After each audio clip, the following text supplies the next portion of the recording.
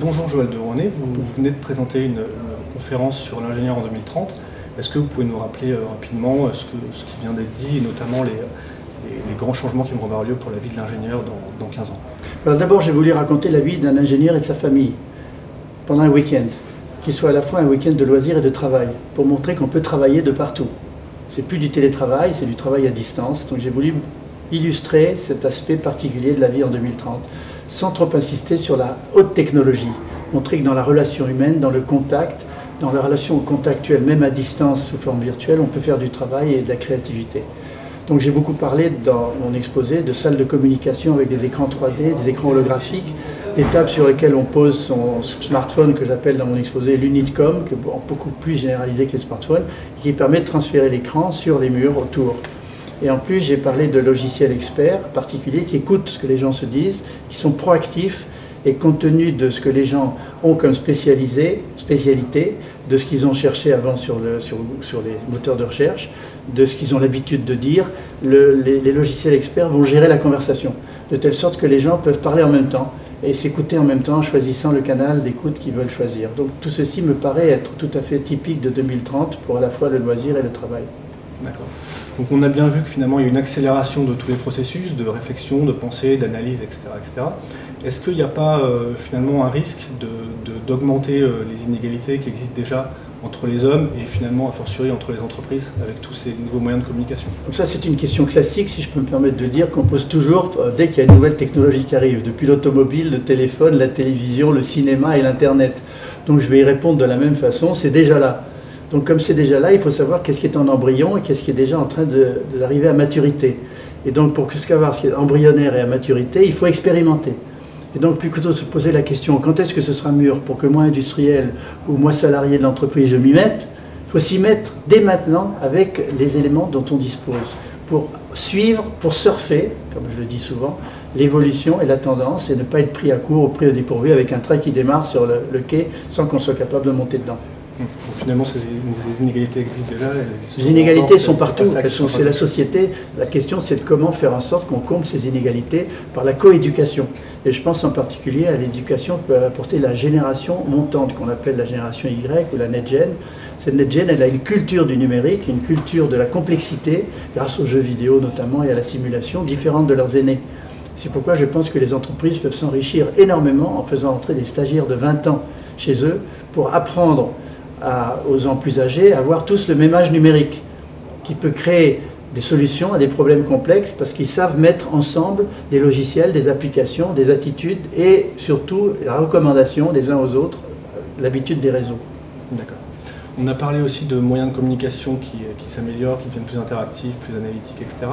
Est-ce que vous pouvez nous parler un peu aussi du reste, c'est-à-dire la maison positive, la voiture à hydrogène et toutes ces innovations qui vont également changer les choses? Je pense que les grandes révolutions des 20 et 30 prochaines années vont être de la fusion de plusieurs secteurs. D'abord la fusion du numérique et de l'énergétique. Ce que j'appelle Enernet, c'est la possibilité d'avoir des maisons à énergie positive qui revendent de l'électricité au réseau et aux autres. Ensuite, je pense qu'il y aura la fusion du numérique et du mécanique avec les voitures à guidage automatique par laser ou à stationnement automatique, elles sont déjà là. La fusion du numérique et du biologique. La e-santé dont j'ai parlé, avec des appareils qui permettent de se mesurer en permanence les paramètres de son corps et les envoyer à son médecin, va révolutionner la relation entre l'industrie pharmaceutique et les patients, l'industrie cosmétique et l'industrie agroalimentaire. Donc on y est déjà dedans, on y est rentré. Donc ce sont ces fusions qui vont conduire à de nouveaux bouleversements sociétaux avec des secteurs industriels qui représentent des millions d'emplois et des milliards de dollars de chiffre d'affaires. Donc ceci résulte de la fusion de domaines que l'on n'a pas vu arriver et qui tout au coup sont en train de se manifester.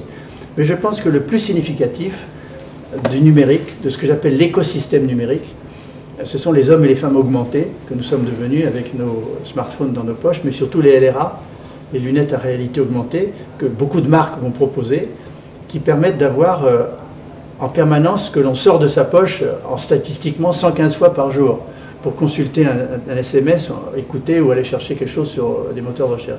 Donc sera en permanence devant nos yeux, quand on le souhaite, avec simplement une commande vocale en disant « OK glace » ou autre chose, faites telle fonction. Donc on va passer de la société de la communication à la société de la symbiose. Je m'explique.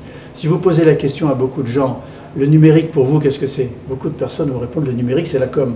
C'est le smartphone, c'est le SMS, c'est Internet, c'est aller sur Google, c'est aller sur Facebook. Bien sûr, ça va être ça pendant longtemps, mais de plus en plus, nous allons vers une société symbiotique où le corps, de plus en plus, va devenir proche de l'écosystème numérique que nous avons créé, grâce à des objets métables et pas seulement des objets portables.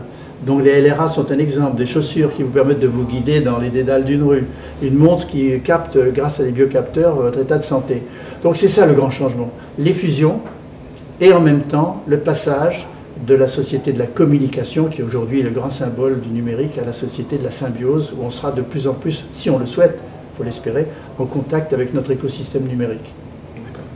Une dernière question, vous parliez justement de la dualité entre l'humanité et le high-tech. Est-ce que vous pouvez comment vous ressentez ça? Comment vous imaginez dans le futur justement cette déshumanisation qui n'est pas réelle, mais qui est influée par toutes ces nouvelles technologies et les communications facilitées, etc. Est-ce que vous y voyez une forme de déshumanisation ou au contraire la chance d'une plus grande humanisation via ces moyens de communication et de rentrer en contact avec l'autre et de le comprendre? Moi je pense que les gens sont en train de réaliser que trop d'informations numériques sabotent leur vie. Beaucoup de gens qui consultent dans les entreprises, les psys d'entreprise, à cause du stress, disent deux choses.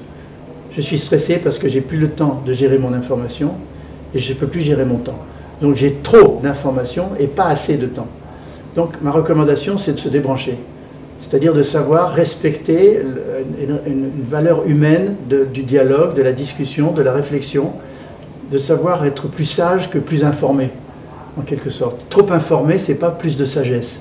Et plus de sagesse, c'est savoir prendre du recul. Alors ça paraît un peu paradoxal pour un prospectiviste de dire ça, surtout quelqu'un qui a écrit un livre qui s'appelait Branchez-vous. Si j'avais à le réécrire, je l'écrirais Débranchez-vous. Je pense que ces outils, bien gérés, peuvent nous aider au contraire à créer plus de liens sociaux, plus de contacts humains. Je le vois avec les banques, je travaille beaucoup avec les agences bancaires, je le vois dans le tourisme, avec le e-tourisme, je le vois dans la e-santé. Les médecins disent, je préfère avoir des gens qui ont été sur Doctissimo, chercher les symptômes de leur maladie, qui dialoguent avec moi, plutôt que des gens qui vont accepter une ordonnance et aller s'acheter les 10 médicaments que je propose. Donc on rentre dans une logique où le numérique, bien géré, et ça implique de la formation, de l'expérimentation, du dialogue entre les gens, peut donner plus de liens sociaux, plus de contacts humains, à condition de savoir fermer les écrans de temps en temps et réfléchir, penser, parler, discuter, se parler, surtout avec les plus jeunes. Merci beaucoup.